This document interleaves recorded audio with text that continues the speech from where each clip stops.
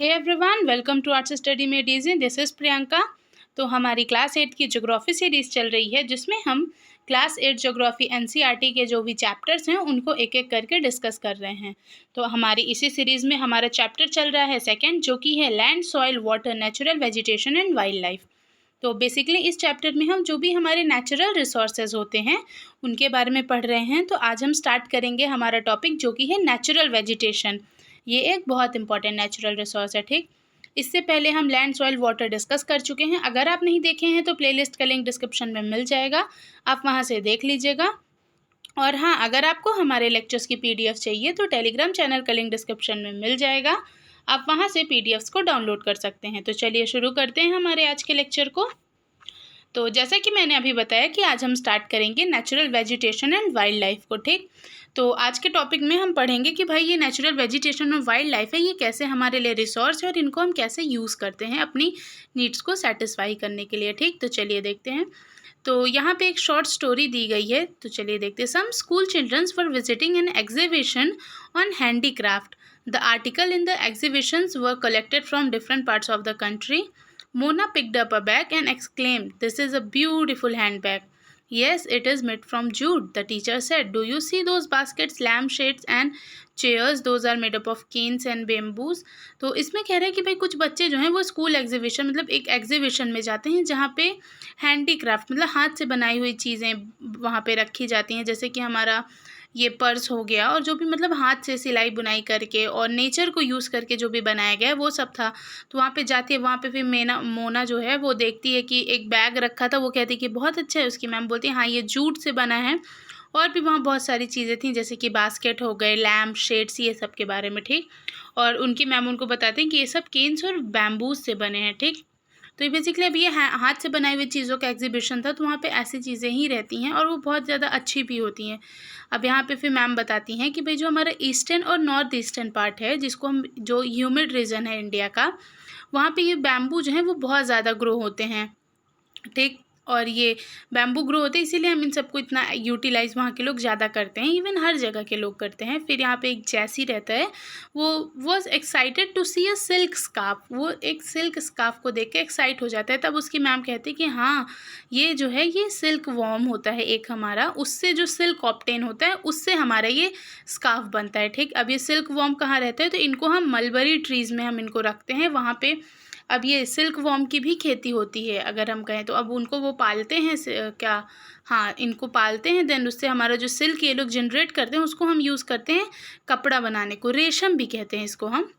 The children understood that plant provide us with many different products that we use in our day to day life. बच्चों को ये समझ में आता है और आपको भी ये समझ में आ रहा होगा कि जो हमारे प्लांट्स हैं ये हमें बहुत सारी चीज़ें देते हैं, जो कि हमारे डे टू डे लाइफ में बहुत ज़्यादा यूज़फुल हैं और प्रेजेंट भी हैं। अब यहाँ पे एक फैक्ट है, ये डू यू नो में है। यहाँ पे रेन वाटर के बारे में बता रहा है कि जो रेन वाटर हार्वेस्टिंग है ये एक तरह की प्रोसेस है, जो हमारा रेन होते ही है जो रेन वाटर उसको हम कलेक्ट करते हैं, ठीक। अब यहाँ पे बता रहा है कि ये ऑन एन एवरेज अगर हम बात करें कि अगर 2 घंटे भी सिर्फ बारिश होती है कोई रीज़न में, और वहाँ पे अगर रेन हार्वेस्टिंग की जाए, रेन वाटर हार्वेस्टिंग, तो उसमें हम 8000 लीटर्स ऑफ वाटर बचा सकते हैं, जो कि हमारे लिए बहुत यूज़फुल है, ठीक। यहाँ पे बेसिकली रेन वाटर हार्वेस्टिंग के बारे में बता रहा है।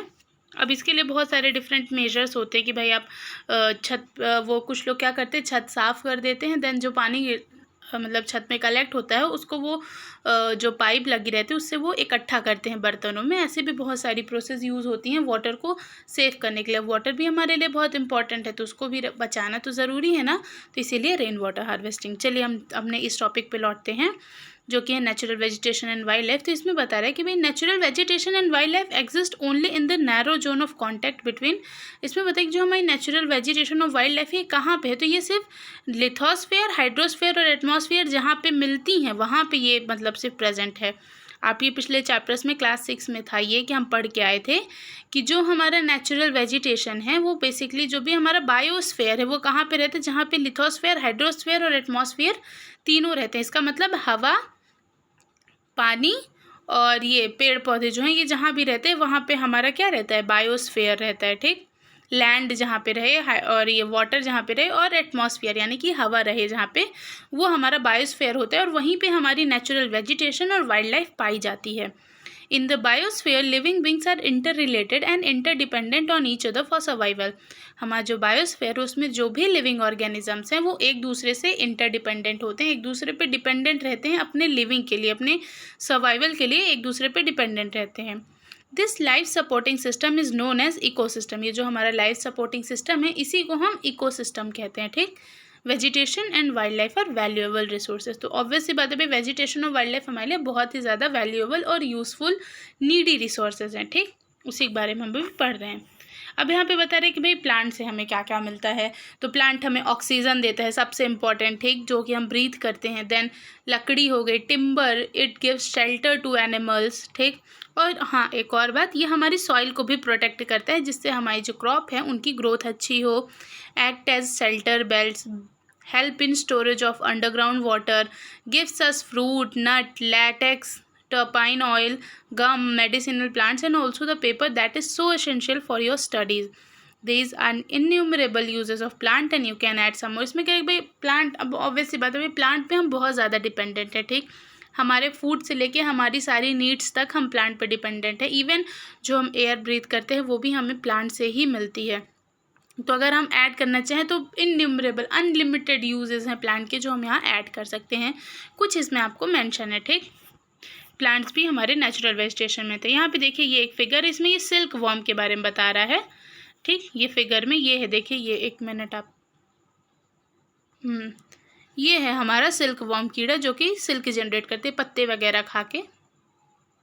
चलिए आगे देखते. फिगर आप देख ही लिए होंगे फोटो. अब यहाँ पे देखिए, अभी हमने देखा प्लांट्स के बारे में, अब यहाँ पे बता रहा है वाइल्ड लाइफ के बारे में. तो wildlife includes animal, bird, insect as well as aquatic life form. तो हमारी वाइल्ड लाइफ में एनिमल्स, बर्ड्स हो गए, इंसेक्ट, इवन हमारे जो एक्वेटिक एनिमल्स है, फिशेस वगैरह, डॉल्फिन्स वगैरह, ये सब भी हमारी वाइल्ड लाइफ में ही आती हैं. अब इनसे हमें क्या मिलता है, तो इनसे हमें मिल्क मिलता है, मीट मिलता है और वूल और हाइड्स, ये सब मिलता है. ठीक.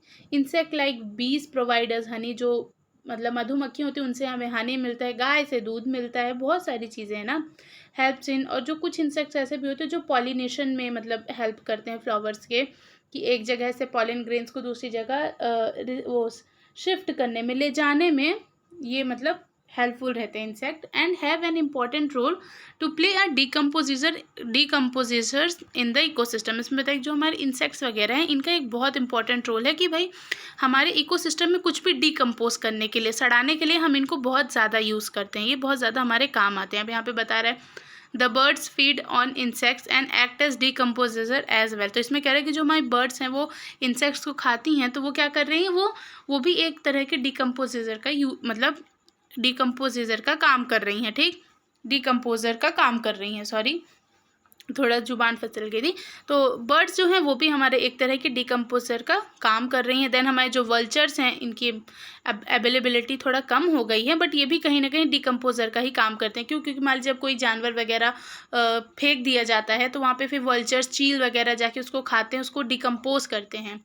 अच्छा, अब जब ये बात आ ही गई है मतलब वल्चर के कम होने की, टेंड टू एक्सटेंड हम कह सकते हैं कि भाई ये ख़त्म होने की कगार पे हैं. तो आपको एक बात पता होगी कि जो हमारे पारसीज लोग होते हैं उनकी, अब पारसीज होते हैं एक तरह के, तो कुछ उनका जो अंतिम संस्कार है वो भी ये वल्चर से ही रिलेटेड है. इसके बारे में अब आगे पढ़ेंगे, बस हम थोड़ा सा यहाँ पे बता दिए थे.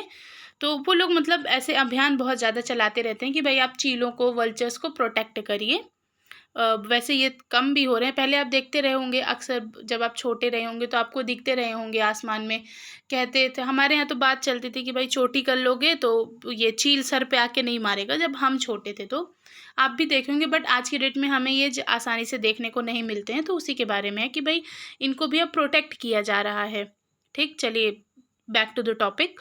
Livestock is a scavenger and considered a vital cleanser of the environment. यहाँ पे जो हमारे वल्चर्स होते हैं उनको एक वाइटल क्लेंजर माना गया इन्वायरमेंट का. ठीक. अब ये देखिए ये एक फ़ोटो है वल्चर की. सो एनिमल बिग और small all are integrals to maintaining balance in the ecosystem. अब इसमें कि जो भी हमारे एनिमल्स, चाहे वो बड़े हों चाहे छोटे हों, वो हमारे इकोसिस्टम में कहीं ना कहीं एक बैलेंस बनाने में बहुत ज़्यादा यूज़फुल है हमारे लिए.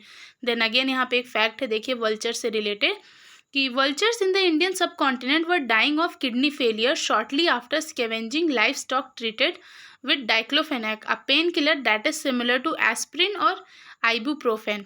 efforts are on to ban the drug for livestock use and breed vultures in capacity। देखिए यहाँ पे रीज़न बता रहा है कि हमारे vultures क्यों इतना ख़त्म हो रहे हैं, क्यों एक्सटिंक्ट हो रहे हैं। तो इसमें पहले कि जो भी हम डाइक्लोफेनाक या पेन किलर जिसमें एस्प्रिन या आइब्यूप्रोफेन होता है, ये आप देखे ही होंगे अक्सर टीवी में डिस्प्रिन वगैरह बताते हैं, उनमें यही सब रहता है। डाइक्लोफेनाक हम बुखार वगैरह में इन सब में लेते हैं। तो ये जो भी केमिकल कंटेन करने वाली टैबलेट्स होते हैं ये हमारे लिए तो यूज़फुल हैं, बट हम अगर इनको यूज़ करते हैं, मतलब हम इसको खा के कोई हम हो गया या कोई भी एनिमल हो गया, ऑब्वियसली हम इन्हें यूज़ करते हैं मेडिसिन में, और कोई खाया कोई एनिमल वगैरह और उसे अगर बल्चर खाते हैं तो उनका किडनी फेलियर हो जाता है, क्योंकि ये केमिकल्स उनके लिए बहुत ज़्यादा हार्मफुल हैं। तो आज की डेट में इसके लिए एफर्ट्स डाले जा रहे हैं कि भाई ऐसी मेडिसिन्स को हम बंद कर सकें, बैन कर सकें, जिससे कि हमारे ओवरऑल इकोसिस्टम में कोई प्रभाव ना पड़े, बल्चर्स एक्सटेंड ना हो। बाकी प्रोसेस जारी है, देखते हैं क्या होता है। वैसे अब ये सब बहुत ज़्यादा हाई मात्रा में यूज़ होती हैं तो कम ही है चांसेस, बट फिर भी यहाँ पे आपको ये पता चल गया ना कि बल्चर्स कम क्यों हो रहे हैं इंडियन सब कॉन्टिनेंट में हमारे यहाँ, क्योंकि ये जो हमारी टैबलेट्स होती हैं पेन किलर वगैरह, ये इनकी किडनी फेल कर देती हैं, मतलब इनको किडनी फेलियर की बीमारी हो जाती है जब वो कोई ऐसा मतलब मीट खाते हैं, या हम बात करें ऐसा कोई जानवर खाते हैं डेड या कुछ भी पड़ा हुआ, तो फिर इनका किडनी फेलियर हो जाता है, जिसमें ये डाइक्लोफेनाक वगैरह होते हैं, एस्प्रिन वगैरह। ठीक, चलिए आगे देखते हैं। ये कुछ फ़ोटोज़ हैं, ये देखिए, ये मेडिसिनल हर्ब है, इसके बारे में बता रहा है, और ये ब्लू किंगफिशर, ये एक बर्ड के बारे में। ठीक, चलिए आज के लिए बस इतना ही, इसके आगे हम नेक्स्ट लेक्चर में डिस्कस करेंगे। Thank you for watching and stay tuned with us.